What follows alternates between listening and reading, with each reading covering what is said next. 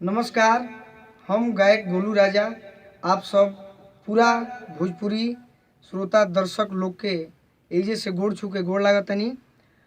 और आप सब जैसे उठलाली से रोटी बोर के सुन के बजा के हिट करैनी और फिर से ये हमनी के जोड़ी नवरात्र में आवे वाला एल्बम हमार निमिया के डाढ़ मैया में फिर से वही गीत के लेके आ रहल बनी जा। 12 देवरू 12 गाई के घियुआ में रुइया बोर के आशा न पूर्ण विश्वास बा कि आप सबके अच्छा लगी।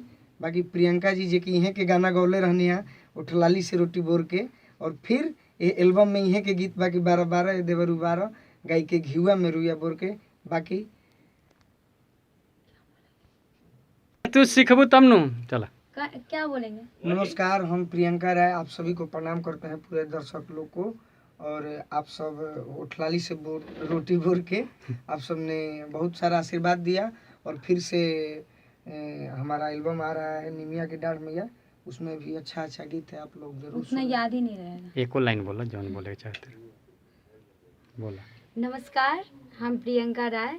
आप लोग गोलू राजा के साथ इससे पहला एल्बम सुने होंगे उठलाली से रोटी बोर के, और अभी फिर हम लोग की जोड़ी आप सबके बीच हम लोग आ रहे हैं देवी गीत लेके। आशा नहीं विश्वास है कि आप लोग आशीर्वाद के रूप में ज़रूर ये गाना को सुनेंगे। नमस्कार, धन्यवाद।